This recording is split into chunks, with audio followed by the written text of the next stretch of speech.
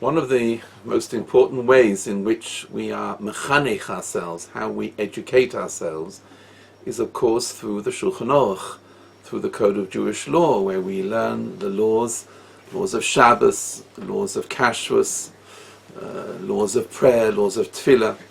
That's one authentic, of course, source which we have. But there is an additional source which is really explained and detailed by the Ramban in the beginning of Parshas Vayishlach, under the principle of Maaseh Avos Siman Labonim, that the actions of the ancestors, of the Avos, of Avraham, Yitzchak and Yaakov and all the other characters who are in the Tanakh, are a Siman Labonim, are a way of a life, of a sign, are significant in how we ourselves should behave. For example, if a person is brought up and lives in a very corrupt society, then the story of Noach, in the Tevas Noach, is a siman labonim, is an educational tool that how a person should resist. Noach had to build a teva. We don't fortunately we're not required to build an ark, and there won't be a flood.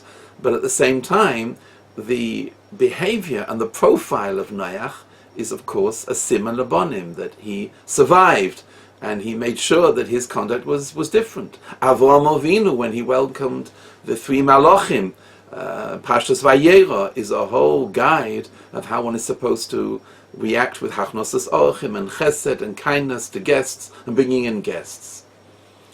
Of course, Yosef, when he received almost the power really of the whole world. At that time, Egypt controlled the whole world, and he was number 2 after Paroi.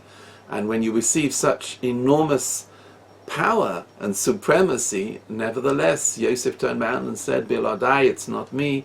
And his humility and modesty, despite being given such power.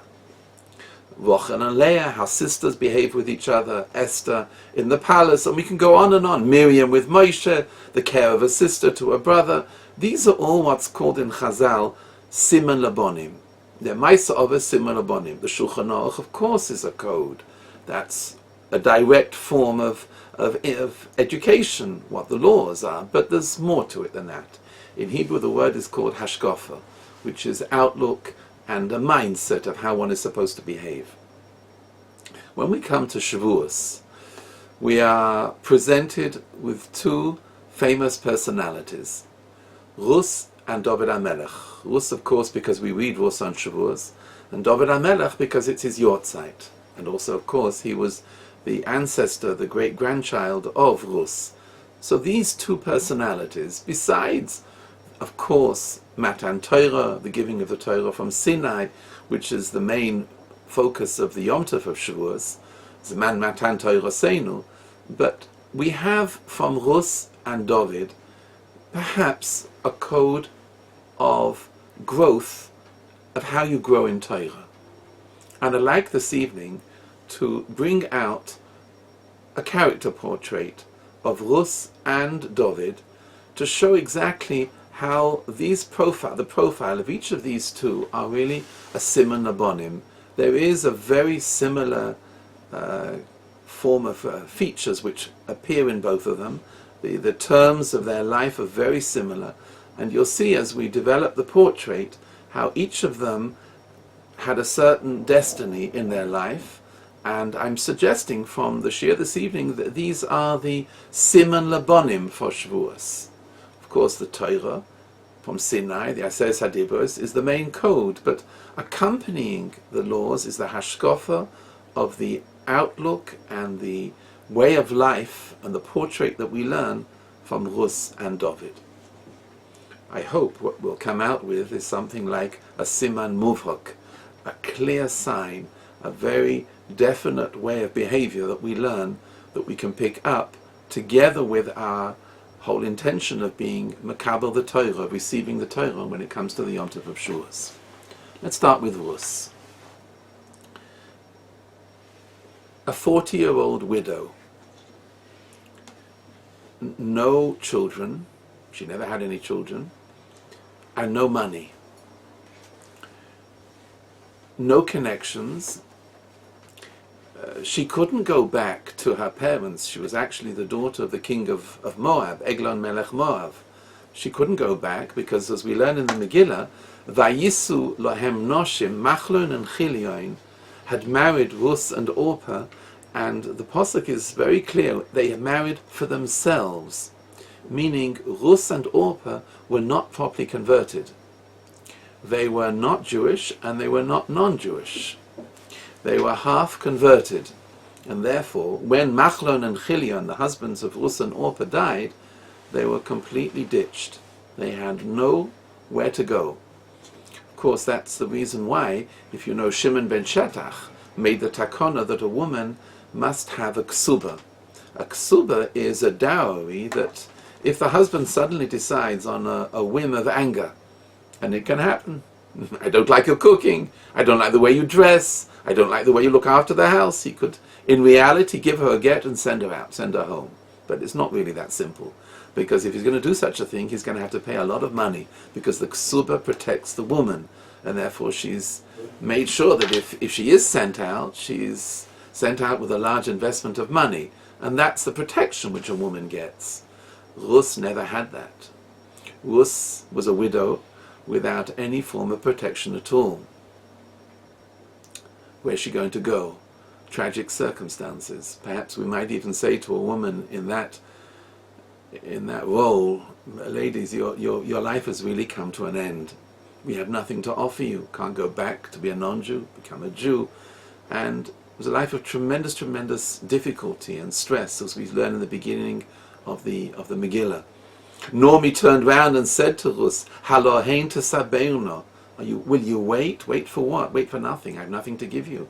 I have no husband for you. I have no shidduch for you. I have nothing to offer you. What are you waiting for? A tragic circumstances. And this is how her life began, how we understand it in the beginning of the Megillah. Perhaps we can add just another note of the difficulty that Ruth went through. And that was that, if you remember, when they arrived in Bethlehem, coming back from the fields of Moab in Bethlehem, Ruth turned round to Naomi and said, "This is going to be far too hard for you to go into the field and act like the paupers did and collect from the leket, the shikha, the peah, which the poor people collected from the fields." Said, "Ruth, you can't do that. Alak to bashibolim," is the words in the Megillah. I will go and gather in for you. Why? Because Hazos Naomi, for Naomi to turn up, this titled woman, this very influential woman, the wife of Elimelech, who was a very well-known person in Eretz Yisrael, she's going to stand in the field, it's going to kill you. But 1 minute. Think a minute. And how easy was it for Ruth to go into the field? The daughter of the king of Moab. Look where she came from. If it was hard for Naomi, it was certainly just as hard for Ruth to go into the field. So this adds to the stress and adds to the difficulty. And this hardship that she went through was certainly a major, major factor in understanding what type of woman we're dealing with here. No money, no connections, no children, no future, no background, no religious basis, no nothing. Plus the hardship of going into a field, a princess, and picking up with all the paupers in the field. But we find that's her difficulty. We find, secondly, however, that despite it all, Ruth showed tremendous devekus, tremendous intimacy and cheshek and desire to grow in Judaism. It's a very important aspect of the portrait of Ruth. If you remember at the beginning of the Megillah, Naomi turned round and said they should shovnot the naisai, go back. I can't give you anything, I have nothing for you. Vatisena koilon bativkeno, and they cried, and the Pasuk says, V'Ruth dovka bo. And Ruth stayed. She was stuck. She wouldn't move. She was persistent. She was stubborn. I'm staying with Naomi, come what may. We learn, Rashi explains to us, that from the responses that Ruth said to Naomi, is what Naomi had grilled Ruth about if she wants to stay. When she said the words, B'asher telechi elech, where you go, I will go, Naomi had said to her, listen, my dear, if you join Klal Yisrael, you're going to have to realize that there's something called a Tchum Shabbos. You can't wander anywhere on Shabbos. It's not a free day to wander around. When Ruth said, Basher Tolini Olin, where I stay the night, you'll stay the night, what was behind that response? Says Rashi, Naomi turned around to us and said, if you join Klal Yisrael, you can't sleep in the house if there's a man there. You have to be careful of intimacy, of yichud, of laws of men and women, of morality. You can't do that. Said Ruth, I accept upon myself. Elokayech Elokai, I accept upon myself all the Tariq mitzvahs. Basher Tomusi, almost where you die, I will die. Meaning if you receive the four capacities of Misa, Skila, Sreifa, Herek, V'chenek, the different din in which Beis Din can do, if a person is Chayav Misa, then I'll do the same. Basher, V'shom Ekover, and I'll be buried in the same place. She was persistent. She had tremendous dveikus. She didn't want to move. She was devoted to Klal Yisrael in the fullest capacity. I remember once hearing from Brevda, a beautiful moshel of Zecher Tzadik Livracha. He once explained, what does it mean, Vus Dov Kabo? Vus stayed with her. If you take a stamp and you bang the stamp down on the envelope and you make sure that it's on the envelope hard, and then you look at the envelope and the stamp, you suddenly realize you put the wrong stamp on the wrong envelope. It doesn't fit, it's too much money. So you go to the corner and you try to prise up the stamp, but you see it's not going to go. So you go to another corner, doesn't move. Go to another, each corner you go to, so you think, oh, leave it, forget it. I'll leave the stamp, it's a lot of money, I didn't need to spend that much money, but you leave it. That's what Naomi did with Ruth. She tried to prise her away, to pull her away as much, but it didn't work. She was stuck down. It's a beautiful marshal. You couldn't move her. She was persistent, I'm staying in Klal Yisrael. In other words, you have to match this with her hardship. She was devoted to stay to Klal Yisrael. Perhaps we can take it a stage a little bit deeper. Without being cynical, but perhaps being perfectly honest. When do we ever reach that level of devotion to Torah and mitzvahs? When are we ever required to make that sort of commitment? Perhaps, as a suggestion, when it comes to Ne'ilah. When everybody knows the gates are being closed in Shamayim, and it's the end of Yom Kippur, so a person stands in shul and screams out, Shema Yisrael, Hashem Hu Halakim. It's a devotion of Kabbalas Ol Malchus Shamayim, to accept upon oneself the Torah and mitzvahs and all that is written in the Shulchan Aruch. But 1 minute. Let's be honest. The whole shul is doing that. And the motive is, well, and Hashem should grant me a good year. To be honest, it's a pure devotion. It's a pure Kabbalas Ol Malchus Shamayim. But when you have the whole shul doing it, and you know what's happening in Shamayim, and it's now or never, so it's a very pure, perhaps it's not as pure as we think. Maybe, I'm suggesting. Now, Ruth made this commitment, and it wasn't Yom Kippur. And there was no promise of any future behind it. Look at it in this respect, that there was no shidduch if she would make this commitment. There was no money.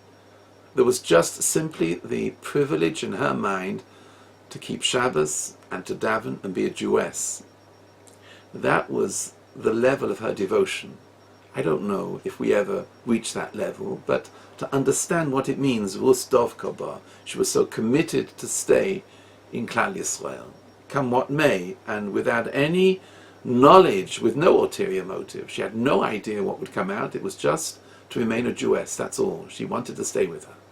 It's a very important aspect, I think, of understanding the devotion of what it meant, Ruth's commitment to Judaism. Finally, in the portrait, let's look at what she achieved. The first is the hardship, the second is the devotion, the aspiration. But now look. The Gemara records in Baba Basra, Daf Tzadik Aleph, right at the end, near the end of Baba Basra, the end of the Perek, that when Shlomo HaMelech built the Beis HaMikdash, the Pasuk says in the beginning of Malachim Aleph Perek Beis, Vayosem HaMelech Kisei le'em Hamelech. He made a throne for Rus.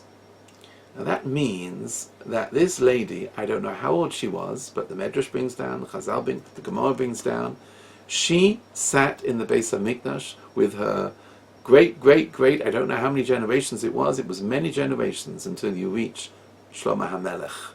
She must have been several hundred years old, but she sat in the Beis HaMikdash and saw her great-grandson sit as the king. She became and was known by the time she died as the Eim HaMalchus. That's an incredible change, transformation in her status.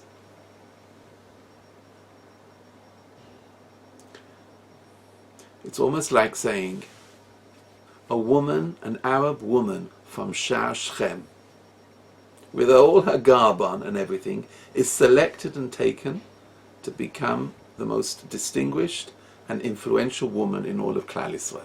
It's really what it means. From such a beginning, she became the Eim HaMalchus, the mother of monarchy. Dovid Hamelech came from Rus. Shlomo HaMelech came from Rus. And she sat in the Beis HaMikdash. That is a phenomenal change in status in what happened in Rus. This is a certain profile that we must understand, included in the whole package of Kabbalas HaTorah, the change in status of Rus. If you look actually in the end of the Megillah Rus, when Boaz took Rus, Vayomru kol ha'om, Perek Daled, Pasuk Yud Aleph, Vayomru kol ha'om asher b'sha'ar. All the people who were assembled there, when Boaz married Rus, all the people turned around and said, V'hazakenim eidim yitein Hashem esor isha habo el beisecho kerochel u'kaleah. Let this Arab woman from Sha'ar Shechem become as important in Klal Yisrael as Rochel and Leah, who, as we know, the matriarchs of all the Shvatim, of all of Klal Yisrael, came from them. She's up there. She's similar to them. Asher bonu shteyem es beis Yisrael v'asei chayil be'Efrosa, and now Ephrosa, this city, the place of Ephros, will become important to Korah Shem beBeis Lechem. This is now the greatest honor and privilege which Beis Lechem has ever known, and the house of Boaz. What is it? That this Arab lady from Sha'ar Shechem has become like Rachel and Leah. Next passage. V'hi beischa kebeis Peretz asher yolda Tamar. And like Tamar gave birth, as we know, to Yehuda, to the descendants of Yehuda, and from there the Mashiach will come. She's up there. That's the nature of the greatness of Rus, who she became. In reality, Boaz knew this also from the beginning when she turned up. If you have a look, when she went to the feet of Boaz at night, Naomi had told her to go uncover the feet of Boaz. So what was the immediate reaction of Boaz? Ve'ato biti, beautiful line, al tiri, don't be scared. As soon as she went and uncovered his feet. We're talking about the Gadol Hador here. We're talking about the greatest Talmid Chacham in Klal Yisrael. Boaz was one of the greatest Talmid Chachamim. He went to, at night she uncovered his feet, an unbelievable procedure which Naomi told her to do, and straight away Boaz said to her, V'ato al tiri, kol asher toimri e'aseh loch. Whatever you say, whatever you want me to do, I'll do for you. Ki yoidea kol sha'ar ami. Everybody knows in this city Ki eishes chayil ad. That means, I know who you are. I recognize the status of what type of person you are. Eishes chayil means all those beautiful descriptions which Shlomo HaMelech brings of Botach bo'lev ba'alo, Gemalasahu toiv aloira, To'amar ki toiv sacho. All those beautiful descriptions of Eishes chayil, you are all of them. Ki Eishes chayil at. Eishes chayil means what Shlomo HaMelech says in Eishes chayil. So we see it was clear. This was by no means a lady from Sha'ar Shechem. This is a lady with tremendous stature to her, an Eishes chayil, like Rachel and Leah, and she sat in the Beis HaMikdash. Unbelievable transformation in her life. That's Rus. Now take a look at Dovid Hamelech in a very similar vein. when Shmuel was told by the Ribbon Shalom in a prophecy, I want you to go to Bethlehem and go to the house of Yishai. And it was in the beginning of, it's in Shmuel Aleph, Perek Tes Zayin. If you look carefully in the Psukim there, Ribbon Shalom said, Ki mo'asti b'malchus of Shaul, I no longer want Shaul as the king anymore. As we know the episode with Agag, and Ribbon Shalom now changed and said, I want the Malchus, the kingdom now to come from Dovid Hamelech. It was hidden because Yishai was scared, and if Shaul would find out. So Shmuel, if you have a look in Perek Tes Zayin, Shmuel Aleph Perek Tes Zayin, Shmuel arrived on the pretext of making a zevach, of making a sacrifice in Bethlehem, and he arrived. As a result of Shmuel arriving there, the whole city turned up. They took over an enormous hall, the Medrash brings out, and everybody, all the elders, all the Talmidei Chachomim, Shmuel came to town, and there was the Pasuk says there was a charoda gedola, there was a terror. They were frightened. What's Shmuel coming for? Maybe we've done something wrong. What does he want everybody to come together for? As we know, Shmuel asked Yishai to bring his children, each one approached Shmuel, and as soon as he saw the first son, Eliav, immediately Shmuel said, this is the king, the future king. And Ribbon Shalom told him, no way, that's not who I'm looking for. He looks right to you, but he's not the one I want. I don't want Eliav. And Avinadav came, and the second, and all the children of Yishai came forward, and none of them were to be the future king of Klal Yisrael. Yishai, as you know probably, the Yishai was the head of the Sanhedrin. He was an outstanding Talmid Chacham. Yishai was one of the few people in the whole of the Torah who Chazal say died be'itoy shel Nochosh, because of the curse of the snake, meaning of the Nochosh in the time of Gan Eden. He was such a tzaddik, he really should not have died. He had no chait. But because of the Nochosh, as we know with Adam and Chava, on that basis he died, but otherwise not. He was 100% clean, without any chatoim. And Shmuel told him to bring his sons out. Not one of them was to be designated as the future king. Shmuel then turned round and said to him, is there nobody else? Hatamu kol ha'na'orim? These are all the children? And Yishai said, yeah, that's all of them. There is another son. There is another son. So bring the other son. Dovid Hamelech was treated in the family as a castaway. He was rejected by the whole family. And the Medrash explains why. Yishai, as we mentioned, who was the Rosh of the Sanhedrin, was concerned that in his family, all of them will be suspect if they really have a proper lineage in Klal Yisrael, a yichus. The reason was because it had not been clarified whether Lo Yovoi Ammoni or Moavi includes that a Moabite or an Ammonite woman, a man cannot come, but maybe a woman can. And Ruth was a Moabite woman. And therefore there was a question as to whether all the children of Yishai were really perfectly pure Jewish people. Because maybe, and Ruth was his grandmother, and he came from Ruth, he knew, and she was a Moabite woman, perhaps his children are not completely Jewish. He was concerned at that. And therefore they're not allowed in Klal Yisrael. And there is a certain procedure that if a man marries a shifcha, has a child from her, and then gives her a get, a shifcha who is then mushucheches, who is freed, that child is a pure Jew. And that's what he intended to do. He took a shifcha and told her that I would like to marry you, on the pretext he was going to then have a child, he hoped, and then the child will be pure. And that's what he thought would happen. But the shifcha went to Adel, who was the wife of Yishai, and they switched places, and she told her what Yishai had planned to do. And without Yishai knowing, Adel came in at night when it was dark, and he thought it was the shifcha, but it wasn't. It was Adel, his wife, his proper wife. She gave birth immediately, and for many years Yishai had not been together with Adel. And then when she became pregnant, immediately Yishai assumed that the child was a mamzer, and this was Dovid Hamelech.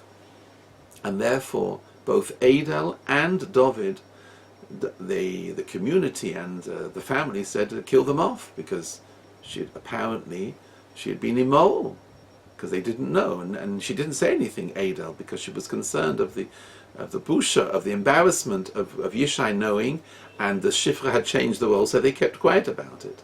But all the time it was assumed that Dovid was a mamzer. And that's why he was sent out. He never ate with the family. He was sent to work in the fields for one reason. Yishai hoped he would be killed by a lion or a bear. And that's why he was sent into the fields, specifically, hoping that he would be killed, but he survived. In reality, it's just interesting. Do you remember the episode when David turned up to tell Shaul that he would come forward and kill Goliath? And he said, very meekly, he said, well, I killed a lion and killed a bear. Chazal bring down, he killed in one day 4 lions and 3 bears single-handedly, with his own hands. He was that sort of Gibor Chayil. But he said, I killed a lion and a bear. 4 and 3, 7 in one day he had killed. But he was an outcast, never connected to the family at all, never allowed to come home during the day. At night he came back, but no other time. Shmuel said to Yishai, bring him in.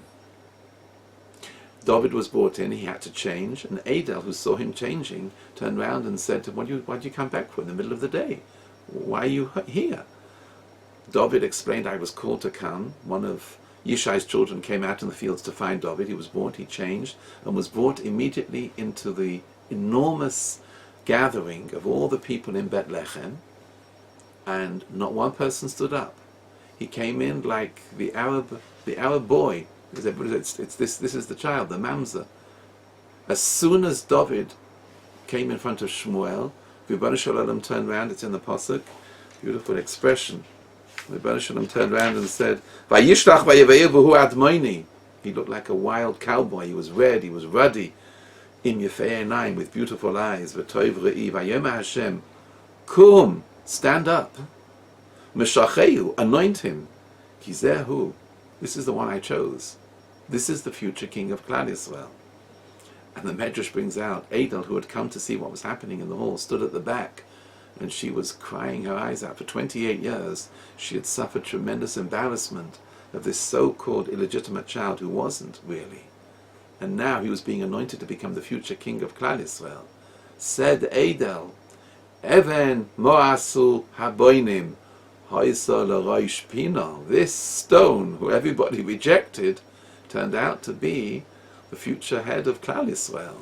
Said all the brothers together, Me'eis Hashem ha'esazois, hi niflos b'einenu. This is a wonder. This child is going to be the future king of Klal Yisrael. This was the beginnings of David's life. 28 years. Chazal explain that he never slept at night, more than about 60 minutes or so. He learnt from the horse, who never slept. The whole day he learnt Torah. He was looking after the sheep, and from 12 o'clock at night, he said Shiros v'Sishboches. He wrote to Tehillim. He was totally, completely immersed in Torah. Just as another point, which is a beautiful point of thought behind all this, behind this great suffering which David went through, which was similar to Ruth.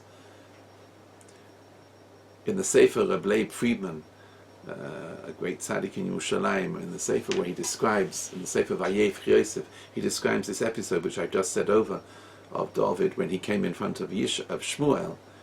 He explains that, and all the time, never ever did David have any complaint or grievance against anybody, because that was the reason why the first son of Yishai was rejected, because he was a kaisen, he had anger, he had complaints against other people, not David. For 28 years he was an outcast, he was rejected by the family, but nevertheless because otherwise he would never been able to become the king. A king who has grievances can't be a king. A man has to have ava for all of his people.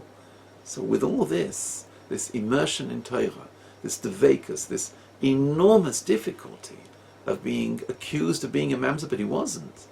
And he only maximized on these terms and became who he was, Dovid Hamelech, so great in Torah. Just there's a Gemara in Sanhedrin, just to see how great he was. The Pasuk says in Shmuel Aleph in Perek Tes Zayin, when the Pasuk describes who David was, Vayan echad mehanaorim behinei no voisi ben Yishai lebeis Lachmi Yodea Nagain Gibor Chayil Ish Milchama v'Nova Indova v'ish Toya v'Hashem Imai. And the Gemara explains, Omar Rab Yehuda Omar Rav Kol HaPasuk Hazeh Lo Yom Doeg. Doeg explains who it was. Yodea Nagain sheyodea Lisho. He knows what to ask in Torah. Gibor sheyodea lahoshiv. He knows what to answer in Torah. Ish Milchama, a man of war, sheyodea lisa v'litem b'milchamto shel Torah. He knows exactly what's going on in every aspect of Torah. Ish Toya, a man of great appearance, shemara poni b'halacha. He knows how to paskin in halacha. The nova and dova shemevin dova mitoich dova. He understands one thing from another. V'Hashem imai, halacha k'moisa, and the law goes like David says it each time. B'chol mokom. It's a pasuk. V'hi David l'chol derach of maskil. V'Hashem imai. Unbelievable difficulty, though. He was profound in his knowledge of Torah, but at the same time, he had tremendous difficulty in his life. That's similar to Ruth in her beginnings. The second stage is also very similar. David portrayed tremendous devekus, like Ruth, towards HaKadosh Baruch Hu. Tremendous connection. All of really Sefer Tehillim is all on the same theme of devekus, of being connected to HaKadosh Baruch Hu. Every perek is like that in Tehillim. I chose one or two just to show exactly what type of person he was. When he was on the run from Shaul and running from place to place, when he had to leave Yerushalayim, and Shaul with 3,000 soldiers pursued after him. At one point he was in a place called Ya'ar Cheres, the forest of clay. In clay, there's no vegetation, there's no protection, there's no food, there's no nothing. He had nothing. 3,000 soldiers never found him, and Yehonason did find him. He brought him food, but that's where we have the famous passage from. Hashem roi lo yechsa. Hashem is my shepherd, I'm scared of nothing. Binos deshe yal bitzeini al mei menuchas yana aleini. I dwell by lush pastures, no way. Al mei menuchas yana aleini, on quiet, still waters, Hashem guides me. It wasn't that. He wasn't hallucinating.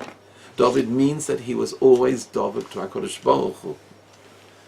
Nafshi yeshoivev. In all my difficulties that I go through, I'm always shav nefesh. I'm calm. Yancheni b'maglei tzedek. Every place Hashem leads me. Achtoi v'chesed yudufuni pevakov gimel. Always he was close to HaKadosh Baruch Hu. When he ran into the cave in Ein Gedi, Kuf Mem Beis, the pasuk says, "Maskil David bihi yosa b'ma'ora tefillah." The scene is exactly the same.